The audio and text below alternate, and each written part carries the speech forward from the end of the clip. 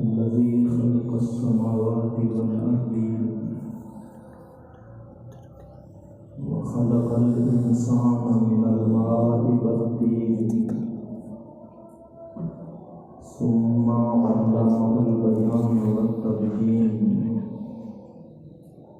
والصلاة والسلام على سيد الأنبياء والمرسلين سيدنا ومولانا محمد رحمة للعالمين وعلى آله وأصحابه أجمعين أما بعد فأعوذ بالله من الشيطان الرجيم بسم الله الرحمن الرحيم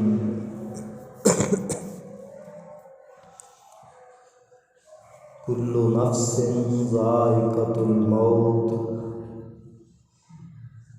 صدق الله خالقنا العظيم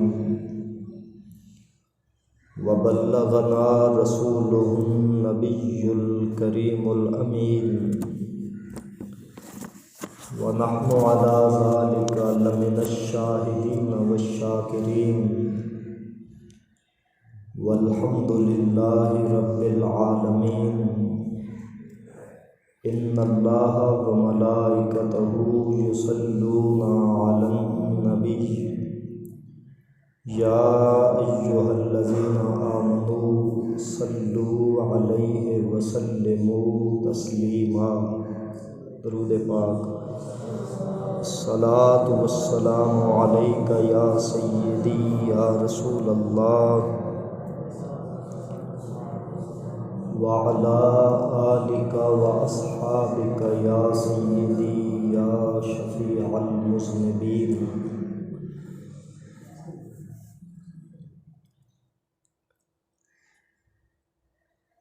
دنیا کے اے مسافر منزل تیری قبر ہے، طے کر رہا ہے جو تو 2 دن کا یہ سفر ہے۔ واجب القدر معزز و محترم حاضرین و سامعین،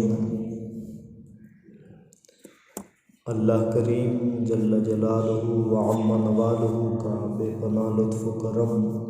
انعام و احسان جس ذات جلیل وحدہ لا شریک نے اپنے حبیب پاک صاحب لولاک سرکار مدینہ سرور سینہ حضور محمد مصطفیٰ احمد مجتبیٰ صلی اللہ علیہ وآلہ وسلم کے مبارک وسیلہ اور آپ کی بے مثال نسبتوں سے آج پھر ہمیں جمعہ شریف کے مبارک لمحات اپنے حضور حاضر ہونے کی توفیق عطا فرمائی۔ دعا ہے خداوند قدوس سایہ جمیل کو شرف قبول عطا فرمائے اور ہمارے لیے دارین میں کامیابی کا سبب بنائے۔ معزز حاضرین، جس طرح گزشتہ جمعہ شریف یہ اعلان کیا گیا تھا کہ آج کی اس حاضری میں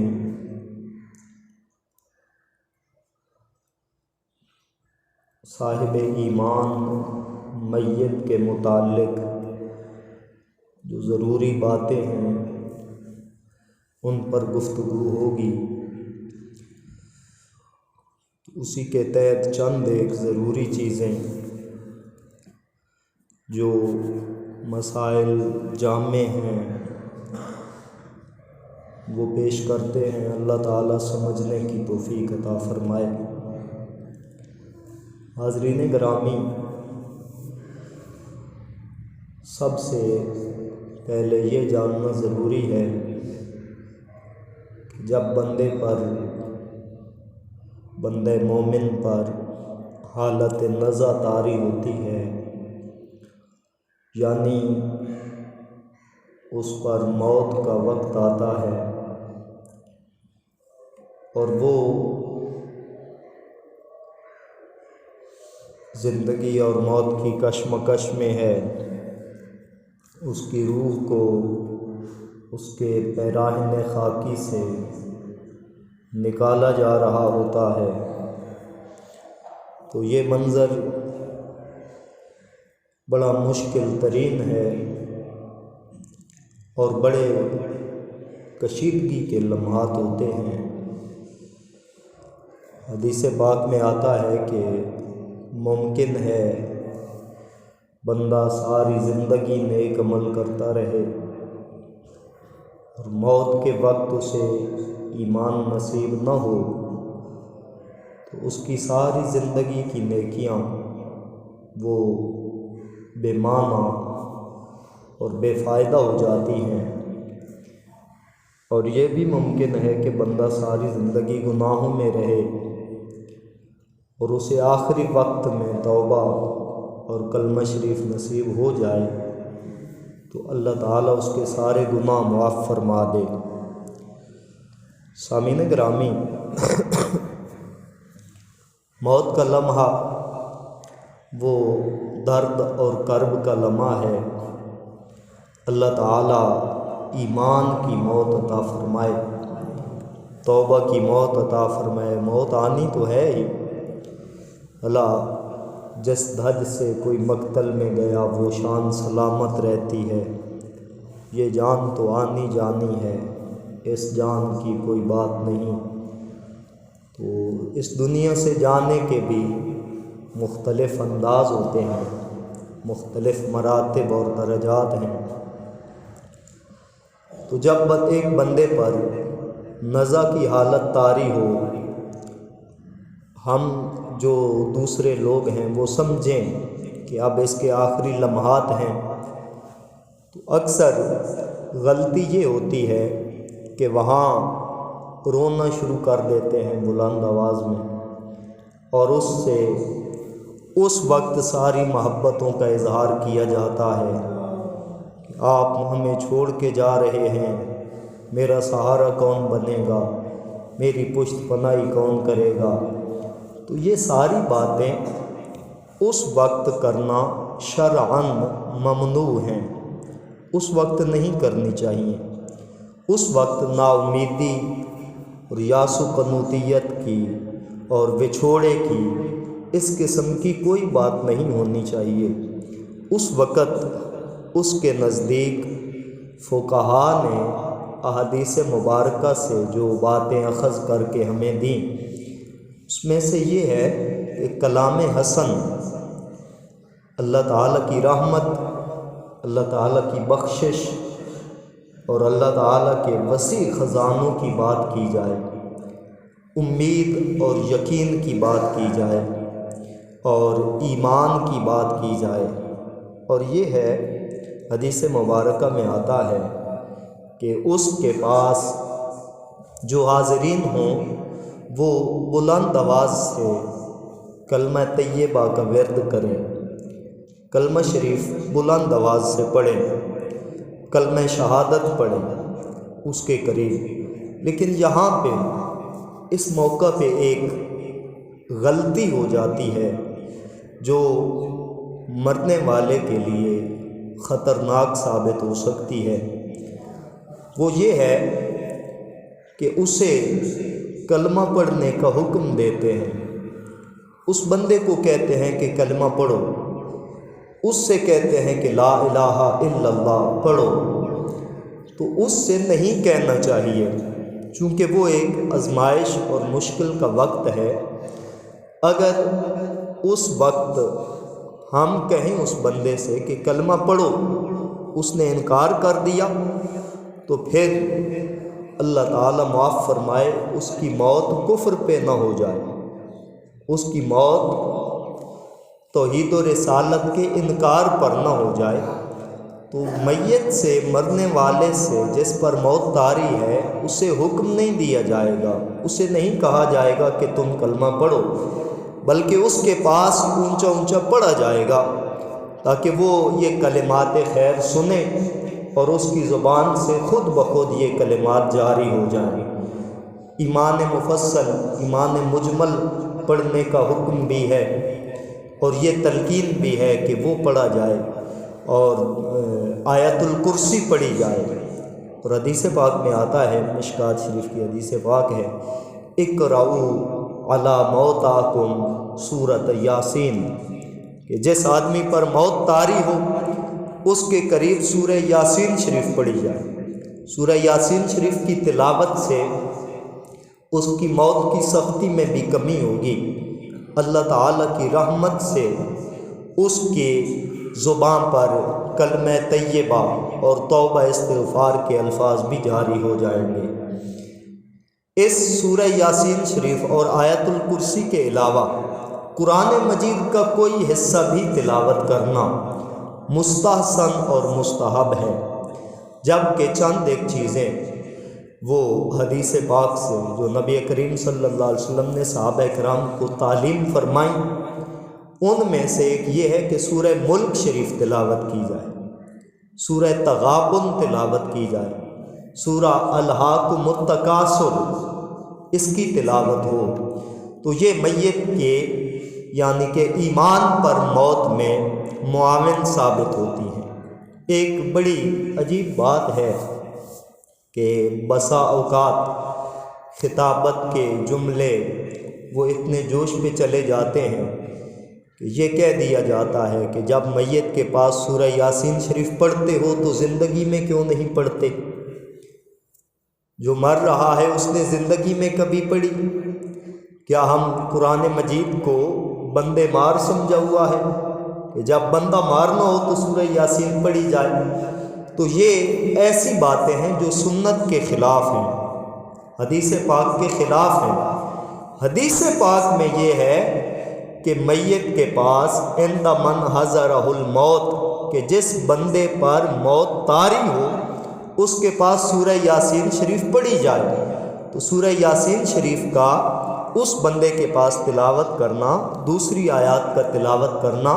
یہ کوئی نئی بات یا یہ کوئی کسی صاحب کی گھڑی ہوئی نہیں، یہ عین سنت مصطفیٰ صلی اللہ علیہ وسلم ہے، اور اس پر کوئی بھی تنقیدی پہلو جو ہے وہ انسان کو گناہ گاری کی طرف لے جاتا ہے۔ تو سورہ یاسین شریف تلاوت کی جائے، یا سورہ ملک شریف، سورہ تغابن، سورہ الہاکم التکاثر، قرآن مجید کا کوئی حصہ قدر بلند آواز میں، اتنی آواز میں پڑھا جائے کہ وہ میت سن رہا ہو، جس پر موت طاری ہے اس کے کانوں تک بات پہنچ رہی ہو، اگر ممکن ہو تو اس کے سر کے پاس سرہانے یا اس کے سینے کے سامنے کھڑے ہو کر یہ تلاوت کی جائے۔ کلمہ شریف، کلمہ طیبہ، کلمہ شہادت بلند آواز میں پڑھا جائے تاکہ وہ سنیں، اور بڑی بڑی خوبصورت اور قابل رشک موتیں ہوتی ہیں، سنتے ہیں، اخبارات میں بھی آتا ہے، پڑھتے ہیں۔ ایک ہمارے پیر بھائی تھے، ان کے متعلق ان کے صاحبزادے بتا رہے تھے کہ جب ان پہ نزا کا وقت طاری ہوا، وہ 6-7 ماہ بیمار رہے، صاحب فراش رہے، چارپائی پہ رہے، لیکن اس رات انہوں نے رات 12 بجے سارے گھر والوں کو کہا کہ جاگو، جاگ گئے، وضو کرو، سبھی کو وضو کروایا، خود بھی وضو کیا، اور فرمایا کہ یہاں بیٹھ کر قرآن مجید کی تلاوت کرو۔ وہ تلاوت شروع ہو گئی، 1:30 بجے، 1:45 بجے وہ خود سورہ یاسین شریف کی تلاوت کرتے ہوئے دنیا سے رخصت ہوئے۔ اور ہمارے پروفیسر محمد نصر اللہ معینی صاحب، آپ کے صاحبزادے احمد معین چشتی، ان کے متعلق نصر اللہ صاحب آپ نے بتایا کہ انہوں نے کہا کہ جب میرا وقت قریب ہو، چونکہ وہ بھی کافی بیمار تھے، تو میرے پاس قصیدہ بردہ شریف پڑھا جائے۔ تو ان کے پاس قصیدہ برد شریف پڑھا جا رہا تھا، تو اس وقت ان کے ہونٹوں پر ہلکی سی حرکت بھی جاری تھی اور وہ دنیا سے رخصت ہوئے۔ تو یہ بڑی سعادت کی بات ہے۔ یہ مسئلہ ضرور پھر میں دہرا رہا ہوں کہ اس بندے کو کہا نہ جائے کہ تم کلمہ پڑھو، اسے نہ کہا جائے۔ اگر اس نے انکار کر دیا تو اس کی موت کفر پہ ہوگی اور وہ سخت نقصان کا شائبہ ہے۔ اللہ تعالی بچنے کی توفیق عطا فرمائے۔ ایک اور اہم بات حضرت امام اعظم ابو حنیفہ رحمۃ اللہ تعالی علیہ آپ کی فقہ میں ہے کہ اس وقت جب میت پر حالت نزع طاری ہو، تو اس وقت اگر ممکن ہو تو وہ اشخاص، وہ لوگ جو حالت جنابت میں ہیں، یعنی جن پر غسل فرض ہے، وہ اس کے پاس نہ رہیں، اس کمرے میں نہ رہیں۔ وہ عورتیں جو حالت حیض میں ہیں، حالت نفاس میں ہیں، وہ چپکے سے اس کمرے سے نکل جائیں، کہ حدیث پاک میں آتا ہے جہاں جنبی ہو وہاں اللہ تعالیٰ کے رحمت کے فرشتوں کے آنے میں رکاوٹ ہوتی ہے۔ تو اگر ایسی حالت میں کوئی آدمی ہے تو وہ اس آدمی کے پاس سے جس پر موت جاری ہے، موت تک کا عالم طاری ہے، وہ اس کے پاس سے چلے جائیں۔ اور یہ جو بات ہے کہ آیات کی تلاوت کی جائے، کلمہ طیبہ کا اس کے پاس ورد کیا جائے، یہ نزع کی حالت اور یہ موت کا طاری ہونا، یہ بھی اہل محبت اور اہل عشق میں بڑی ایک انوکھی بات ہے۔ اور ان کا یہ بالکل یہ 14 صدیوں کی تاریخ گواہ ہے کہ جیسے ان کا جینے کا انداز جدا ہے نا، ایسے ہی مرنے کا انداز بھی جدا ہے۔ حضرت عبداللہ بن سلام رضی اللہ تعالیٰ عنہ نبی کریم صلی اللہ علیہ وسلم کے بڑے جید صحابہ میں سے ہیں۔ تو آپ پر موت طاری ہوئی تو حضرت انس بن مالک اور چند صحابہ کرام اور آپ کے پاس گئے عیادت کے لیے، بیمار تھے، بیمار پرسی کے لیے گئے۔ دیکھا کہ اب ان کی حالت تو موت کے قریب ہے، یہ چند لمحوں بعد ہم سے جدا ہو کر عالم برزخ میں تشریف لے جائیں گے۔ تو انہوں نے کیا کیا؟ کہ چونکہ اہل محبت ہیں اور اہل محبت میں محبت کی بات بھی ضروری ہے، تو ان صحابہ کرام نے حضرت عبداللہ سے ایک گزارش کی اور کیا کہا کہ اقرا منا السلام علی رسول اللہ، کہ آپ جا رہے ہیں تو ہماری طرف سے نبی کریم صلی اللہ علیہ وسلم کو سلام پیش کرنا، حضور کو سلام پیش کرنا۔ یقین دیکھیں کہ آپ جا رہے ہیں نا قبر میں، آپ کو سرکار کی زیارت ہوگی، حضور کے دیدار کا شرف حاصل ہوگا، تو ہمارا بھی سلام پیش کرنا۔ تو بہرطور یہ محبت کی باتیں ہیں۔ تو جب دیکھیں اسی نازک مرحلے میں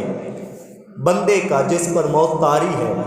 اس کا چہرہ قبلہ رخ کر دیں، اعضاء کو مساوی کر دیں، ٹانگوں کو سیدھا کریں، ہاتھوں کو اس کے جسم کے ساتھ لمبا کر دیں۔ بسا اوقات یوں کیا جاتا ہے کہ ہاتھوں کو چھاتی پہ رکھ دیا جاتا ہے، تو یہ منع ہے۔ شرعی حکم یہ ہے کہ دونوں ہاتھوں کو ساتھ لمبا کر دیں، آنکھوں کو بند کریں جب سانسوں کی مالا ٹوٹ رہی ہو، اور کچھ وقت تک آنکھوں اور ہونٹوں کو بند کیے رکھیں تاکہ وہ پھر کھلے نہیں، اور تھوڑی کو کسی کپڑے کے ساتھ نیچے سے سر کی طرف باندھ دیں تاکہ منہ نہ کھلا رہے۔ اب اس میں ایک اور بات جو ہم سے اکثر رہ جاتی ہے کہ جب بندے پر موت واقع ہو چکی ہو، بندہ وفات پا جائے، بندہ اس دنیا کو چھوڑ گیا، عالم برزخ کا مسافر ہو گیا، تو اب یوں چاہیے کہ اس کے پیٹ پر لوہے کی کوئی چیز رکھ دیں، اور اس کا حدیث پاک میں حکم ہے۔ پیٹ پر جب لوہے کی کوئی چیز رکھ دی جائے گی تو اس سے اس کا پیٹ پھولنے سے بچ جائے گا، پیٹ نہیں پھولے گا۔ اب بندے کی وفات ہو چکی تو اس کے پاس نوحے کرنا، جویں پنجابی چسی آتے ہیں نا وین کرنا، اس کو پکار پکار کے اس کا نام لے کے رونا اور چلانا، اونچا اونچا اسے پکارنا، یہ حرام کی حد تک منع ہے۔ نبی کریم صلی اللہ علیہ وسلم نے فرمایا کہ لعن اللہ النائحات، کہ نوحہ کرنے والی عورتوں پر اللہ تعالیٰ نے لعنت فرمائی، وحرم علیہن الجنۃ، اور ان پر جنت کو حرام فرما دیا۔ تو اس وقت اسے پکار کر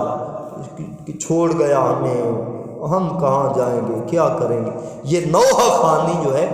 یہ سخت منع ہے شرع میں، یہ نہیں کرنی چاہیے، نہ اس وقت جب میت پاس پڑا ہے، نہ اس وقت جب اٹھا کے چل رہے ہیں، نہ اس وقت جب دفن کر رہے ہیں، اور نہ ہی دفن کے بعد بین کرنا، نوحے کرنا، یہ شرعاً ممنوع ہے۔ ہاں یہاں وضاحت ضروری ہے، رونا منع نہیں ہے، رونا منع نہیں ہے، انسان روتا ہے، آنکھوں میں آنسو رہتے ہیں۔ سرکار دو عالم صلی اللہ علیہ وسلم کے شہزادے حضرت ابراہیم کا وصال ہوا تو نبی کریم صلی اللہ علیہ وسلم آپ رو رہے تھے، آپ کی آنکھوں میں آنسو تھے۔ صحابہ کرام کے عرض کرنے پر آپ نے فرمایا القلب یحزن والعین تدمع واللسان فی ذکر اللہ، کہ دل غمگین ہے، آنکھوں میں آنسو ہے، لیکن زبان پہ اللہ کا نام جاری ہے، اللہ کا ذکر جاری ہے، زبان سے اللہ کریم کے حضور کوئی شکوہ نہ کیا جائے، کوئی فراق اور جدائی کی بات نہ کی جائے۔ حضرت ابو سلمہ رضی اللہ تعالی عنہ کے وصال پر اور ان پر حالت نزع طاری تھی، حضرت ام سلمہ کی گزارش پر حضور تشریف لے گئے، تو جب ان کا وصال ہو گیا تو حضرت ام سلمہ نے اور آپ کے بچوں نے رونا شروع کر دیا۔ حضرت عمر نے منع فرمایا کہ نہیں رونا، نبی پاک صلی اللہ علیہ وسلم نے حضرت عمر کو روکا، یہ بخاری شریف کی حدیث ہے، مشکات شریف میں بھی ہے، حضور نے روکا اور فرمایا اے عمر، یہ رونا جو ہے یہ اس رحمت اور شفقت کی دلیل ہے جو اللہ تعالیٰ نے بندے کے دل میں رکھی ہے۔ تو یہ تو ایک محبت کا، فطرت کا تقاضا ہے، والدین وفات پا جائیں، بیٹا وفات پا جائے، بھائی وفات پا جائیں تو آنسو تو آتے ہیں، لیکن زبان سے اسے پکارنا اور نوحے کرنا، بین کرنا، یہ شرعاً ممنوع ہے، یہ ناجائز ہے۔ اب اس سے اللہ تعالیٰ بچائے اور بچنے کی توفیق عطا فرمائے۔ ہمارے دیہاتوں میں تو یہ بسا اوقات کام مقابلے پہ آ جاتا ہے نا، عورتیں ایک دوسرے کو پھر بعد میں تانے دیتی ہیں، اس کا سسر مر گیا تھا، اس نے ایک بین بھی نہیں کیا، یہ کسی کے گلے نہیں لگی، تو یہ باتیں شرعاً ناجائز ہیں، ان سے رکنا چاہیے اور گھر والوں کو روکنا بھی چاہیے۔ سامعین گرامی، اب بندے کی وفات ہو چکی، غسل سے پہلے اس کے پاس کھڑے ہو کر قرآن مجید کی تلاوت کرنا، ذکر اذکار کرنا، کلمہ شریف پڑھنا، درود پاک پڑھنا، کچھ بھی کلمات خیر تلاوت کرنا غسل سے پہلے،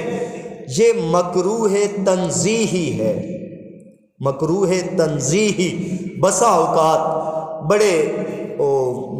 جو ہوتے ہیں نا ہمارے جٹن دے اپنے فتوے جڑے ہوتے ہیں نا، وہ بہت بڑے ہوتے ہیں، حرام تک کہہ دیا جاتا ہے، ایسی بات نہیں ہے۔ ہاں ادباً ممنوع ہے، مکروہ تنزیہی ایسے فقہا نے کہا ہے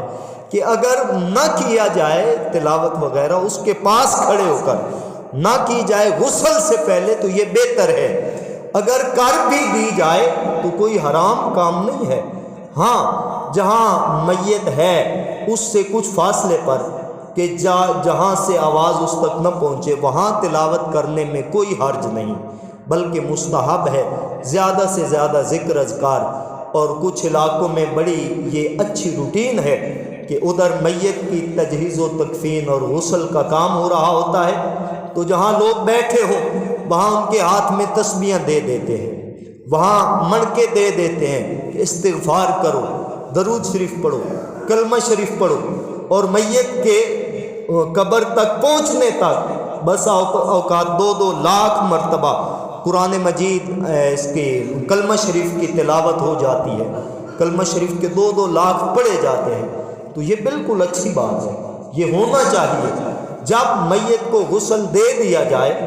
تو غسل کے بعد میت کے پاس کھڑے ہو کر کچھ بھی پڑھنا یہ مستحب ہے، اس میں کوئی حرج نہیں، یہ پڑھنے والے کے لیے بھی قابل اجر ہے اور میت کی بخشش کا بھی سامان ہے۔ سامعین گرامی، تو ایک یہاں انتہائی ضروری بات میت کے غسل کی ہے، جو ایک اہم ترین مسئلہ ہے ہمارے یہاں کہ، اور اس میں سب سے زیادہ ضروری یہ بات سمجھنا ہے اور اسے پلے باندھنا ہے کہ میت کو غسل کون دے گا، کون میت کو غسل دے گا؟ کیا جو کرائے کا غسال ہے وہ غسل دے، یا محلہ کی مسجد میں جو استاد صاحب ہیں وہ غسل دیں؟ کوئی مومن بھی غسل دے سکتا ہے، کوئی مومن بھی غسل دے سکتا ہے، لیکن افضل اور سب سے اچھا کیا ہے؟ وہ حنفی فقہا ہوں، شافعی ہوں، مالکی ہوں، حنبلی ہوں، چاروں فقہ کے بڑے اماموں کے نزدیک سب سے بہتر یہ ہے کہ غسل دینے والے میت کے ورثاء ہوں، میت کے وارث خود اپنی میت کو غسل دیں، باپ کو بیٹے غسل دیں، بھائی کو بھائی غسل دیں۔ تو یہ کتنا اچھا طریقہ ہے، اور اس میں فقہا نے لمبی باتیں ہیں، میں بالکل شارٹ بات آپ سے عرض کر رہا ہوں، جو اس میں حکمت تعریر فرمائی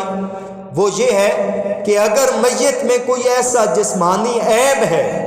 کہ جو لوگوں پر ظاہر نہیں ہونا چاہیے تھا،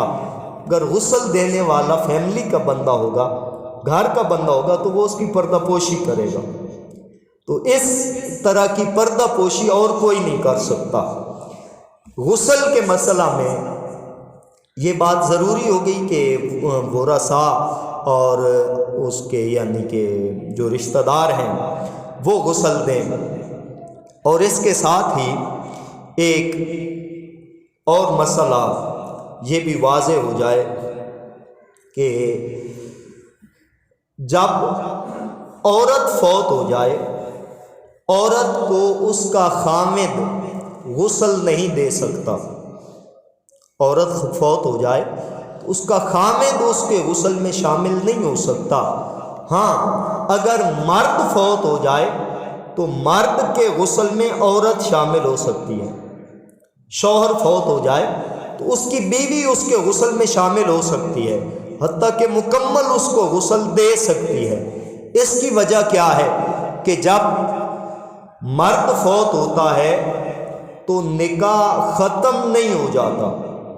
نکاح باقی رہتا ہے عدت پوری ہونے تک۔ عورت حاملہ ہے تو وضع حمل تک، عورت حاملہ نہیں ہے تو 4 ماہ 10 دن تک وہ اسی کے نکاح کے حکم میں رہے گی،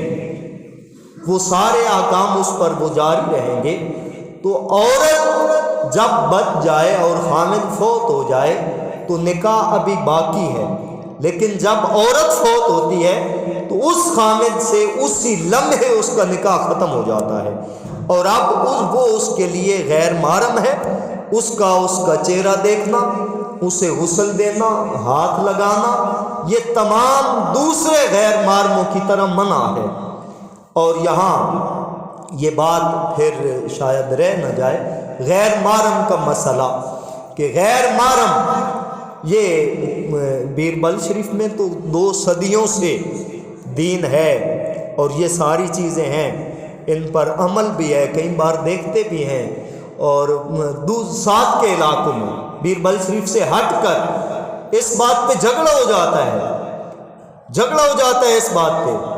کہ ہمیں چہرہ کیوں نہیں دیکھنے دیا۔ ہمیں مائی صاحبہ کا چہرہ کیوں نہیں دیکھنے دیا؟ بھئی جب شرع منع ہے کہ غیر محرم چہرہ نہیں دیکھ سکتا تو پھر کیوں دیکھنے دیا جائے؟ اور یہ یہاں ایک اور بھی بات شاید تلخ بھی ہو لیکن حقیقت ہے کہ صرف کیا وفات کے بعد ہی غیر محرم کے لیے منع ہے چہرہ دیکھنا؟ نہیں، زندگی میں بھی منع ہے۔ غیر محرم مرد غیر محرم عورت سے کھلا نہیں مل سکتا، ہاتھ نہیں لگا سکتا، چہرہ نہیں دیکھ سکتا زندگی میں بھی، اور میت جب ہو جائے تو مرنے کے بعد بھی نہیں دیکھ سکتا۔ وہ عورت جس درجہ کی بھی ہو، غیر محرم اس کا چہرہ نہیں دیکھ سکتا۔ اور غیر محرم اگر مرد ہے غیر محرم تو اس کا چہرہ بھی غیر محرم عورتیں نہ دیکھیں۔ امام اعظم رحمۃ اللہ تعالی علیہ آپ نے منع فرمایا ہے کہ غیر محرم مرد ہے اگر اس کا چہرہ غیر محرم عورتیں نہ دیکھیں۔ تو یہاں ایک اور مسئلہ اکثر پوچھا جاتا ہے اور کھڑا ہو جاتا ہے کہ پھر یہ کیا ہوا کہ فلاں پیر صاحب فوت ہو گئے تو ان کا چہرہ سارے مرید دیکھیں، عورتیں ہیں تو وہ بھی دیکھیں، کیا پیر صاحب اس عورت کے لیے محرم ہوتے ہیں؟ محرم نہیں ہوتے، پیر صاحب بھی غیر محرم ہوتے ہیں، لیکن یہ جو مردان خدا ہیں صحابہ کرام میں، تابعین میں، ائمہ مجتہدین میں، یہ بات تواتر کے ساتھ چلی رہی، صحابہ کرام سے لے کر تواتر کے ساتھ یہ بات چلتی آ رہی ہے کہ جب بھی صالحین کا جنازہ اٹھایا جاتا تو عورتیں مرد ان کی زیارت کرتے، وہ چہرہ اس لیے دکھایا جاتا ہے کہ دیکھو اطاعت خدا بندی کا نور کیسے چمک رہا ہے، جو اللہ تعالیٰ کے وفادار ہیں وہ دنیا سے کس شان اور کس عظمت کے ساتھ جا رہے ہیں۔ تو سامعین گرامی، میت کو غسل دینا، یہ وقت نماز کا ہو رہا ہے، ڈیٹیل آئندہ جمعہ انشاءاللہ عرض کی جائے گی۔ تو اختصار سے یہ تیاری کی جو چیزیں ہیں، غسل کی تیاری کی، بسا اوقات دیہاتوں میں یہ بڑی عجیب روٹین ہے، میں نے خود دیکھا تب میں کہہ رہا ہوں کہ وہ جگہ تلاش کرو نا کہ جہاں ہمارا گزر ہی نہ ہو، آنا جانا نہ ہو، وہاں میت کو غسل دیا جائے گا۔ یہ بالکل غلط ہے۔ پاک جگہ ہو، پاکیزہ جگہ پہ میت کو غسل دیا جائے، صاف ستھری جگہ پہ غسل دیا جائے۔ یہ سارے جتنے شگون ہیں یہ غلط ہے کہ گھر میں میت کو نہیں غسل دینا، اور جو میت کے جسم سے لگنے والا پانی ہے وہیں دفن کرو، کہیں اور نہ جائے۔ میت کے جو کپڑے اتارے جائیں وہیں جلا دیے جاتے ہیں، پھینک دیے جاتے ہیں۔ میت کا بستر جس پہ اس کی وفات ہوئی ہے، وہ چارپائی تو گھر میں نہیں رکھنی، کہیں دے کے آؤ۔ یہ سب غلط ہے۔ وہی والد صاحب ہیں، وہی ابا جی ہیں، وہی اماں جی کل تک عزیز تھے، آج موت طاری ہوئی تو ان سے نسبت والی ہر چیز میں نحوست آ گئی۔ بالکل یہ شرعاً ناجائز ہے، ممنوع ہے۔ وہ کپڑے اگر صحیح سلامت اتار لیے جائیں وہ آپ بے شک استعمال کریں، اس میں کوئی حرج نہیں۔ وہ بسترہ استعمال کریں، وہ چارپائی استعمال کریں، وہ ساری چیزیں۔ میت کے جسم سے لگنے والا پانی، اس سے دو کام آپ نہیں کر سکتے، وضو نہیں کر سکتے، پی نہیں سکتے، بس۔ کیوں؟ وہ مائع مستعمل ہے۔ مائع مستعمل جیسے بھی اس کا شرع یہی حکم ہے، اور اس میں کوئی نحوست نہیں ہوتی، معاذ اللہ، اس میں کوئی ایسی بات نہیں ہوتی۔ ہاں، پاک جگہ ہو، باپردہ جگہ ہو جہاں میت کو غسل دیا جائے، اور یہ میں نے عرض کر دیا کہ محرم لوگ اور اس کے ورثاء وہ غسل دیں، اور اچھا یہ ہے کہ صرف وہ ہی ہوں اور کوئی بندہ نہ ہو۔ لیکن کیا کریں،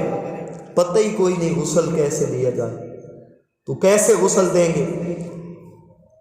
اب یہ بھی نہیں بتانا چاہتے کہ ابا جی فوت ہو گئے ہیں، مولوی صاحب مجھے غسل دینا ہی نہیں آتا، یہ بھی نہیں بتانا چاہتے، تو آپ استاد کو یا جاننے والے بندے کو ساتھ کھڑا کر لیں، ان سے پوچھتے جائیں اور خود کرتے جائیں۔ یہ آسان طریقہ ہے اور اس میں آنا چاہیے، یہ کام سیکھنے چاہیے۔ غسل میں تیاری کے لیے بہتر ہے کہ میت کو آپ کسی تختے وغیرہ پر، پھٹے وغیرہ پر رکھ لیں کہ جس سے آپ کی تلویث بھی نہ ہو اور میت کو بھی آسانی سے غسل دیا جا سکے۔ اگر وہ میسر نہ ہو تو کسی چارپائی پہ آپ لٹا کے غسل دے سکتے ہیں۔ صاف ستھرا پاکیزہ جگہ کا فرش ہو، اس فرش پر لٹا کے بھی آپ غسل دے سکتے ہیں۔ تو کس پانی سے میت کو غسل دیا جائے؟ ہر وہ پانی جس سے وضو کیا جا سکتا ہے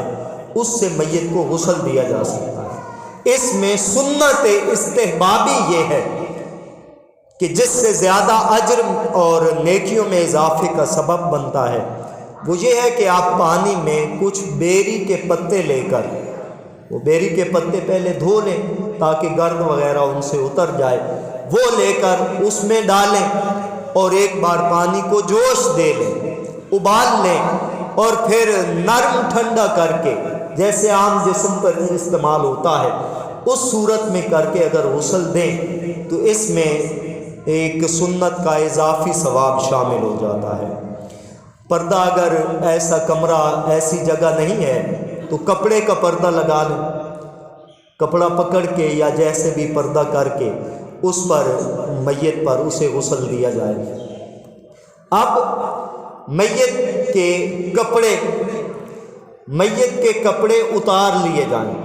اگر آسانی سے اتر سکیں تو سلامت اتار لیے جائیں۔ بسا اوقات میت کے اعضاء سخت ہو جاتے ہیں، بازو وغیرہ سے قمیض نہیں نکلتی، تو پھر کھینچا نہ جائے، تکلیف نہ دی جائے، قمیض کو پھاڑ دیا جائے، پھاڑ کے آسانی سے اتارا جائے۔ کپڑے اتار کر کسی صورت بھی مکمل جسم کو ننگے نہیں چھوڑنا۔ کپڑے ہوتے ہیں، میسر ہوتے ہیں، اوپر کپڑا ڈال دیں تاکہ اس کا وہ جسم ننگا نہ رہے اور ستر رہے، اس کا پردہ رہے، وہ ڈال دیں۔ ایک ضروری اور بات ہے، 2-3 بار یہ مسئلہ پوچھا گیا اور ایک بار یہ مشاہدہ بھی ہوا کہ دفناتے وقت ایسے ہوتا ہے کہ دیکھا جاتا ہے تو جو کفن ہے وہ کفن آلودہ ہو چکا ہوتا ہے پیشاب سے، تو اس کا سبب کیا ہے؟ احتیاط ہم نہیں کرتے۔ جب غسل دیا جائے گا، اگر ممکن ہے میت کے اعضاء ڈھیلے ہیں تو اس کو بٹھا لیں، اگر نہیں بیٹھنے کی صورتحال تو لیٹے ہوئے میت کے ہی، یہ جہاں سے پسلیاں شروع ہوتی ہیں، ہڈیاں ختم ہو رہی ہیں یا سینے میں، اور پیٹ شروع ہوتا ہے نیچے سے، یہاں سے آہستہ آہستہ ترتیب کے ساتھ نیچے کی طرف دبائیں، پیٹ کو دبائیں، ایک بار، پھر دوسری بار، پھر تیسری بار۔ اس دبانے سے یہ ہوگا کہ معدے میں، انتڑیوں میں اگر کوئی فضلات باقی ہوں تو وہ پیشاب کے رستے غسل سے پہلے ہی نکل جائیں گے اور اس سے وہ دوبارہ کفن تبدیل کرنے کی نوبت نہیں آئے گی۔ یہ احتیاط ضروری ہے ان صاحبوں کے لیے، بلکہ یوں کہوں گا ان خوشبختوں کے لیے جو میت کو غسل شوق سے دیتے ہیں اور ڈرتے نہیں ہیں۔ ہمارے ماحول میں تو یہ ہے نا کہ ابا جی تھے، وفات پا گئے تو آپ انہیں ہاتھ بھی نہیں لگاتے، پکڑ کر ساتھ تو نہیں لے جائیں گے، وہی ابا جی ہیں، اب ہی تو نوبت ہے کہ ان سے محبت کا اظہار کیا جائے۔ تو سامعین ذی قدر، اس کے بعد آپ مٹی کے روڑے سے وٹا جنوں آ دیں، وٹا نرم لے کے جس دے نال تکلیف نہ ہو، 3 روڑے لے کر آپ اس کا استنجا کرا لیں، اور جو اس کے ساتھ اگر کوئی ایسی نجاست ہے تو وہ اس روڑے سے ایک بار خشک ہو جائے گی۔ اب پانی ڈال کر اس کی شرمگاہ دونوں طرف سے اچھی طرح ہاتھ کے ساتھ مل کے آپ دھو لیں، ایسے استنجا جیسے عام ہم کرتے ہیں وہ دھو لیا جائے، پھر اس کے دونوں ہاتھوں کو 3 بار دھویا جائے یہاں تک، پھر 3 بار اس کی کلی کرائی جائے۔ اب کلی کیسے کرائی جائے گی؟ روئی لے لیں، صاف پانی میں ڈبو کر اس کے ہونٹوں پہ رکھ دیں، وہ اتار کر پھر دوسری مرتبہ ڈبو کر رکھیں، پھر تیسری مرتبہ ڈبو کر رکھیں تو اوپر ہی پڑی رہے، کچھ دیر کے لیے وہ نہ اٹھائیں، پھر روئی ڈبو کر اس کے ناک کے نتنوں میں، ناک کے سوراخوں پہ رکھیں، پھر دوسری بار، پھر تیسری بار۔ اس سے یہ ہوگا کہ اس کا استنشاق ہو جائے گا، یعنی جو ہم ناک میں پانی چڑھاتے ہیں وہ سنت ادا ہو جائے گی۔ پھر اس کا چہرہ مکمل، جہاں سے بال شروع ہوتے ہیں یہاں سے لے کر یہاں تک نیچے تک مکمل چہرہ، اس کی کانوں کی لو یہاں سے یہاں تک دھو دیں، کوئی بال برابر بھی جگہ خشک نہ رہے۔ اب اس کا دایاں بازو دائیں ٹانگ تک مکمل دھوئیں۔ اگر آپ اس سے فرصت اور آسانی سمجھتے ہیں تو چہرہ دھونے کے بعد دونوں ہاتھوں سے، اپنے ہاتھوں سے اس کے سر کا مسح کریں، اس کے کانوں میں انگلی پھیریں، اس کی گردن کا مسح کریں، اس کے پاؤں بھی دھو لیں، اس کے پاؤں بھی دھو لیں، مکمل سنت وضو ہو جائے گا۔ اب وضو کے بعد اس کا دایاں پہلو جو ہے اوپر سے، پھر اس پہلو سے، پھر اس کے دائیں بازو اور دائیں ٹانگ کو اٹھا کر اس کی کمر اور پشت کو دھو لیا جائے، اور پھر بایاں حصہ اسی طرح دھو لیا جائے۔ اگر ممکن ہو، ضرورت محسوس ہو، جسم پر میل ہے، مٹی ہے، گرد ہے، تو صابن کا استعمال کرنا بھی جائز ہے، اس میں شرعاً کوئی ممانعت نہیں ہے، صابن کا استعمال ہو سکتا ہے۔ تو یہ مختصر غسل کا طریقہ، میت کے غسل کا میں نے عرض کر دیا۔ سارے جسم کو اس احتیاط سے دھونا، اس احتیاط سے کہ کوئی جگہ بھی بال برابر تک خالی نہ رہے، سر کو دھو لیں اور کمر کو دھو لیں۔ بالخصوص میت کے حوالہ سے یہ بغلوں کے نیچے کی جگہ، انگلیوں کے درمیان کی جگہ، کانوں کے پیچھے کی جگہ، گھٹنوں کے نیچے کی جگہ، اور ایڑیاں، پاؤں کی انگلیاں اور ٹخنے، یہ بالخصوص تاکیداً اور تائیداً مل کے ہاتھ کے ساتھ ملیں تاکہ پانی پورے جسم تک پہنچ جائے، اور دھو لینا چاہیے۔ ایک اہم مسئلہ غسل اور وفات کے درمیان کا یہ ہے کہ، اور یہ پوچھا بھی جاتا ہے کہ میت کے بغلوں کے بال یا زیر ناف بال وہ بڑے ہوئے ہیں، اس میں کیا کیا جائے؟ تو حنفی فقہا کے نزدیک میت کی حجامت، میت کو تیل لگانا، میت کو کنگھی کرنا، یہ ممنوع ہے، ممنوع ہے کہ اس کا شمار زینت میں ہوتا ہے۔ رسم المفتی میں بھی یہی ہے، فتاوی شامی میں بھی یہی ہے، عالمگیری میں بھی یہی ہے، اور فقہ حنفی کی بڑی کتاب الہدایہ میں بھی یہی ہے۔ المبسوط میں امام محمد رحمۃ اللہ تعالی علیہ، آپ نے یہ بات لکھی ہے کہ اگر میت وہ ہے جو ایک طویل مدت سے بیمار ہے یا بڑھاپا ہے، وہ اتنا کمزور ہے کہ وہ خود یہ عمل نہیں کر سکتا تھا، تو پھر اس کے ناخن بھی آپ کاٹ سکتے ہیں، اور اگر بال زیادہ پڑے ہوئے ہیں تو اس کو بھی آپ صاف کر سکتے ہیں۔ وہ آپ کسی چیز سے بھی صاف کر سکتے ہیں جس سے زندہ آدمی کے بال صاف کیے جاتے ہیں، تو اس میں یہ صاف کرنا، حجامت کرنا، یہ حرام کے درجے کا ناجائز کام نہیں ہے۔ جو امام اعظم رحمۃ اللہ علیہ کا میں نے آپ کو عرض کیا، یہ صرف مکروہ تک ہے، اگر کر بھی دیا تو مکروہ ہوگا، کوئی بڑا گناہ نہیں ہے، کوئی بڑا جرم نہیں ہو گیا۔ تو اس میں اللہ تعالیٰ سمجھنے کی توفیق عطا فرمائے، اور یہ ہمیں یاد رکھنے کی توفیق عطا فرمائے۔ تو میت کو غسل دینے کے بعد کفن کا معاملہ ہے،